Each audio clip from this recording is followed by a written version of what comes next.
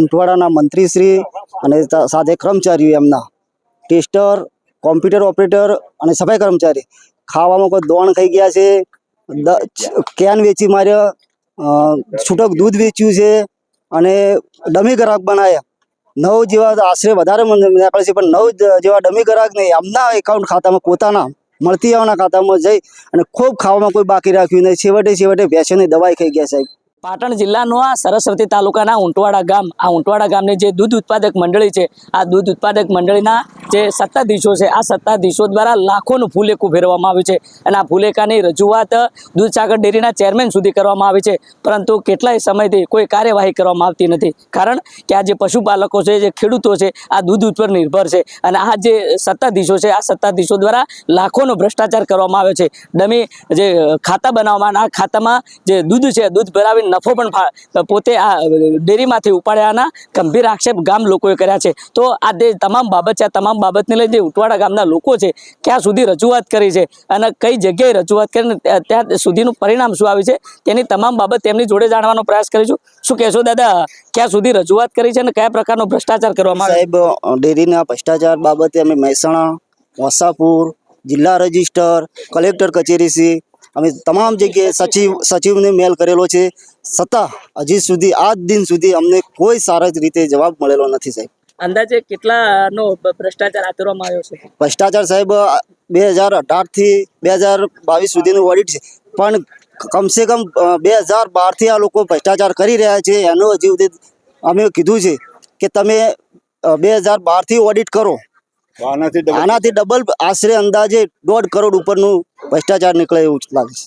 વધુમાં એક વડીલ છે. દાદા, શું કહેશો, આજે કેટલાનું ભ્રષ્ટાચાર આચરવામાં આવે છે, કઈ જગ્યાએ રજૂઆત કરવામાં આવી છે અને આ જે મંત્રી અને ચેરમેન જે બોડી છે એમના દ્વારા કઈ બાબતને લઈને ભ્રષ્ટાચાર કરવામાં આવ્યો છે? આ કમિટી એમાં સામેલ નથી, પણ એમાં ડેરીના 4 કર્મચારીઓએ મિલી ભગત થઈને ભ્રષ્ટાચાર આદરેલો છે. ડમી ગ્રાહકો સમય બદલે ડમી ગ્રાહકો બનાવીને 4 થી 5 એકાઉન્ટોમાં પૈસા ટ્રાન્સફર કર્યા છે અને એમાં અંદાજિત 70-75 લાખનો અંદાજિત ભ્રષ્ટાચાર કરેલો છે. કઈ જગ્યાએ રજૂઆત કરીને પરિણામ શું મળ્યું છે? અમે વસાપુર શીત કેન્દ્ર અશોકભાઈ ચૌધરી ચેરમેન શ્રી તથા જિલ્લા રજિસ્ટ્રારમાં, વાગડોદ પોલીસ સ્ટેશનમાં બધે રજૂઆતો કરી, પણ અમને આજ સુધી પરિણામ શૂન્ય મળ્યું છે. કેટલા સમયથી તમે ધક્કા ખાઓ છો? અમે છેલ્લા 1.5 વર્ષથી આ પરિસ્થિતિ ચાલુ છે. 1.5 વર્ષથી અમે આ ઓફિસરના, મહેસાણાના, વસાપુરના, જિલ્લા રજિસ્ટ્રારના બધાના ધક્કા ખાઈને અમે થાકી ગયા ગરીબ પશુપાલકો, પણ અમને આજ સુધી કોઈ ન્યાય મળ્યો નથી.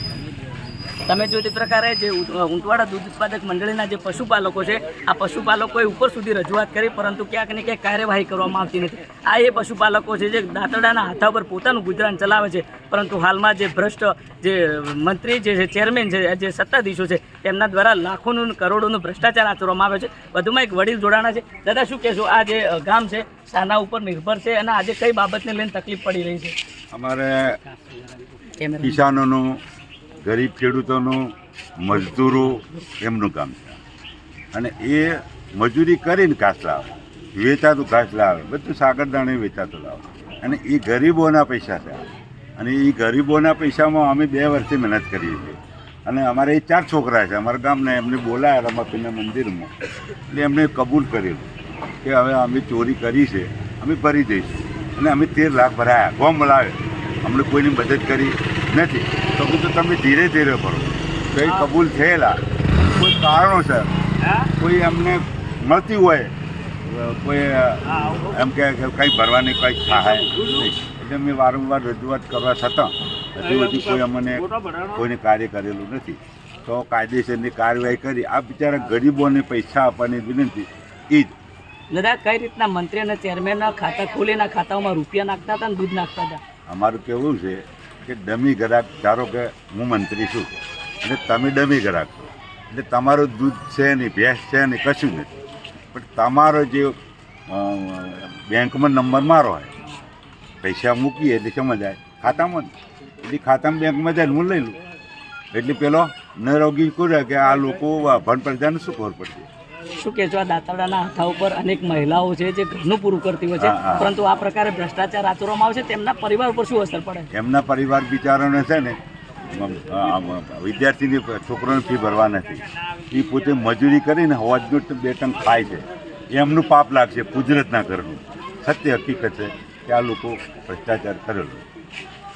આ તમામ બાબતને લઈને સ્થાનિક લોકોએ ઉપર સુધી રજૂઆત કરી, કારણ કે આ દાંતરડાના હાથા ઉપર જે પશુપાલન કરતી જે મહિલાઓ છે, આ મહિલાઓના જે બાળકો છે તેમને ખાવા માટે દૂધ ઘરે નથી રાખતી અને આ દૂધ મંડળીમાં ભરે છે, કારણ કે જેમના બાળકોનું શિક્ષણ છે, રોજગારી જ્યાં મળી રહે ને આ રૂપિયાની જે આવક છે આ કોઈ જગ્યાએ ઉપયોગી નીવડે તે માટે આ મહિલાઓ પ્રયાસ કરતી હોય છે અને આ પ્રકારે મજૂરી કરતી હોય છે. પરંતુ ક્યાંક ને ક્યાંક મંત્રી અને ચેરમેન અને સત્તાધીશો દ્વારા ભ્રષ્ટાચાર આચરવામાં આવે છે. વધુમાં એક વડીલ છે, દાદા શું કહેશો, આ જે ભ્રષ્ટાચાર આચરવામાં આવ્યો છે કયા પ્રકારને લઈને હાલ ગામની તકલીફ પડી રહી છે?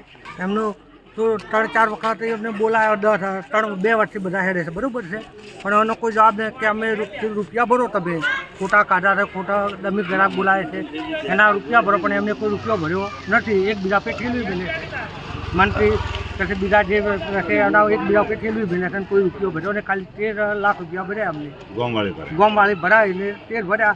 એના પછી ગોમે કીધું કે તમે ભરો તો જે તમને લાતા કરે, પણ એમને કોઈ મંજૂર થતા નથી અને ઉપરથી કોઈ વાપરતું નથી. આજ દાડા અમારા 11 સભ્યો હતા ને એમની સ્વેચ્છાએ રાજીનામું મૂક્યું. અમારા 11 સભ્યો હતા ને એમને પોતાની નૈતિકતાથી કે ભાઈ ભરો ન કે અમારે રહેવું નથી, એમની નૈતિકતાથી અમારા જે આ ભાઈ બધા છે ને મહેસાણાજી રાજીનામું અમારે રહેવું નહીં, એ લોકોને પણ અંધારામાં રાખેલા.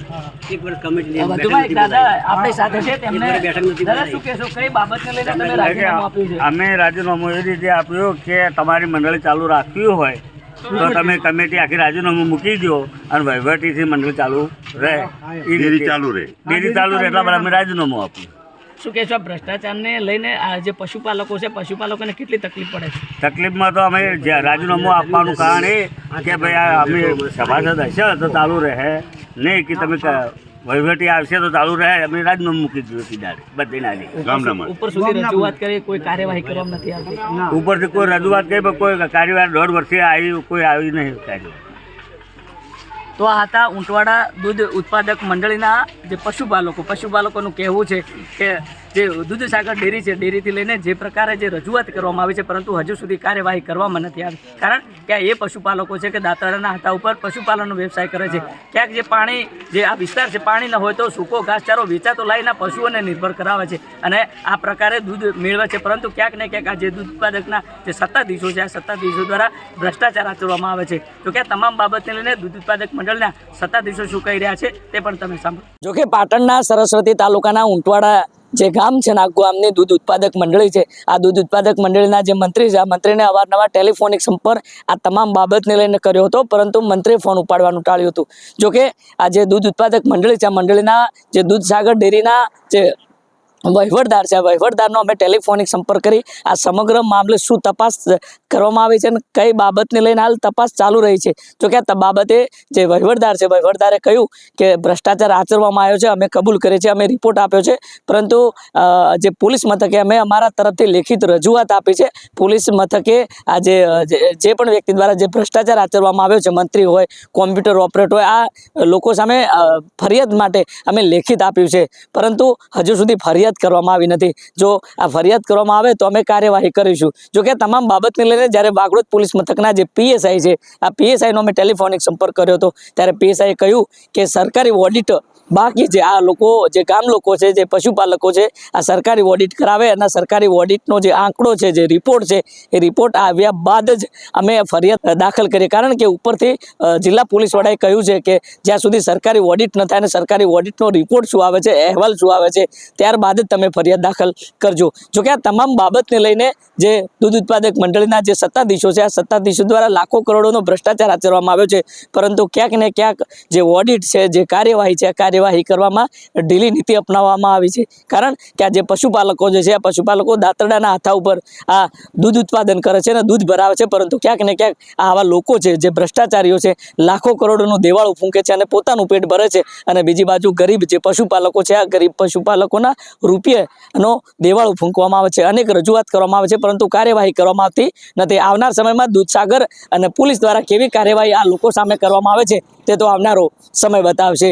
દિનેશ ઠાકોર, નવજીવન ન્યૂઝ, પાટણ.